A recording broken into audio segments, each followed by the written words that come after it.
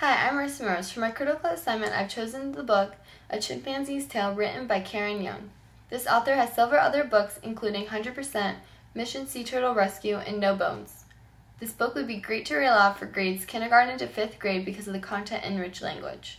I have chosen to use this book, however, for 2nd grade because of the science standard that can be used along with it to explain and recognize that living things are found all over Earth, but each is only able to live in habitats that meet its basic needs.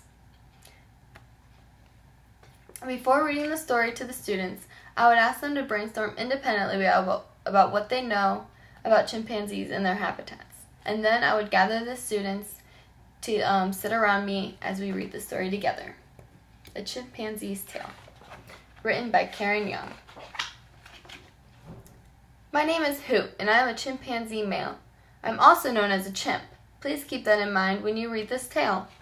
In the rainforest in Africa, there are chimps in the trees, swinging and swaying as free as can be.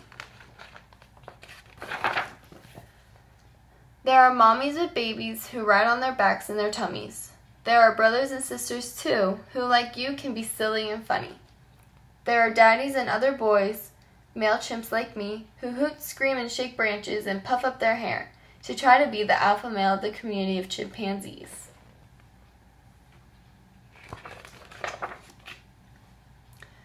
We have dark hair on our bodies, but not on our fingers, toes, or faces.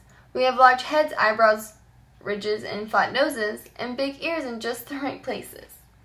We are man's closest relative, and we have DNA much like you. We get almost every human illness, even colds and the Asian flu. I bet you are wondering what chimps like to do. With our days in the rainforest and not in a zoo, we knuckle walk and search for our habitat for food, and when we get tired, we take a short snooze. We love to eat bananas, leaves, nuts, and figs. We hunt for small animals and fish for termites with twigs. In order to fish, we use a pointed stick, poke a hole in a termite mound, take it out, and like magic, there are termites to lick. In the treetops at night, we sleep in beds called nests.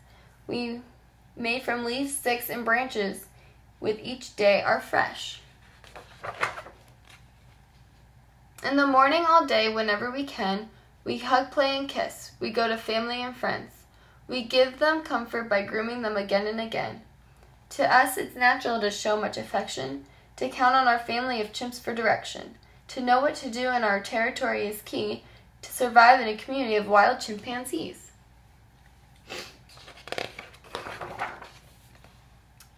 This is our chimpanzee tale, wild and free in Africa where we belong. But some of us end up in other places and it's terribly wrong. Once we leave our habitat, we can never go back. We give up our chimp world for a human one, and that is a fact.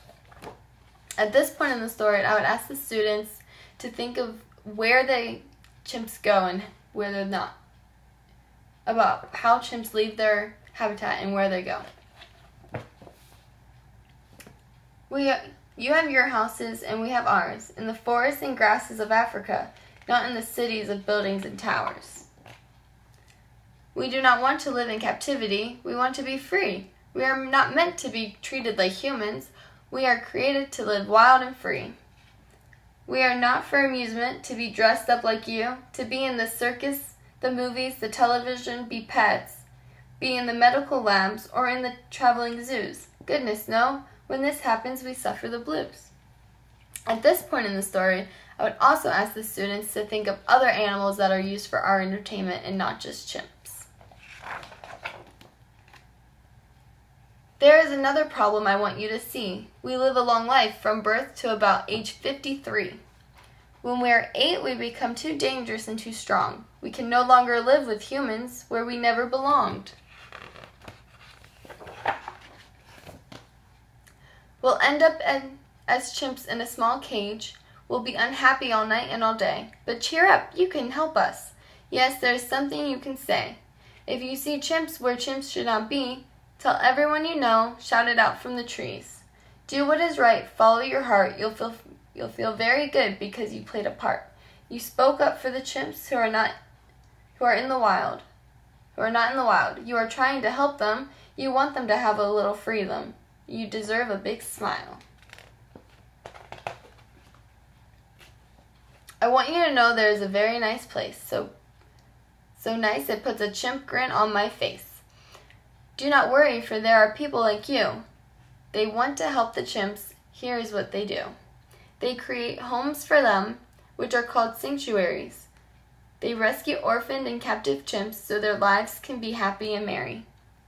The chimps who live there are as free as can be, with plague gyms that are almost like African trees. Here they can run and feel the warm summer breeze and once again be with the chimp families. Hip hip hooray for the sanctuaries! Without them, where would the captive chimps be? There is a center for great apes in Florida and another chimpanzee sanctuary northwest in Washington. Remember the chimps in the story just told. Tell it over and over even if it gets old. Get mad and speak up whenever you see chimps who do not live with dignity. Thank you from my chimp heart. To all of you who are doing your part, every person has something they can do, who and all the chimps are counting on you. Now, after reading the story, I would ask the students what are some ideas or ways that we can help the chimps and other animals. I really love the information that this book offers to the students. I believe that the illustrations alone will engage the students to follow along with the book. As I am reading, I can use Stipe's expressive engagement of critiquing and controlling by asking this question, what can you do to help the chimps? Before reading the rest of the book that explains what you can do. Another strategy that I used was making interdisciplinary connections between the captivity of the chimps and science by how each living thing alone is able to live in habitats that meet its basic needs. I incorporated the 3 critical reading skills before, during, and after reading by asking the students to brainstorm independently about all that they know about the chimpanzees and their habitats before reading the book, then asking what other animals are being used for our amusement in the middle of the reading, and then lastly at the end of the story when I asked what are ways that we can help the chimps and other animals, now having read some of the things that we can do. Another great book to go along with this fiction book is Disney's Tarzan. This book will show the importance of keeping animals safe and in their own habitat.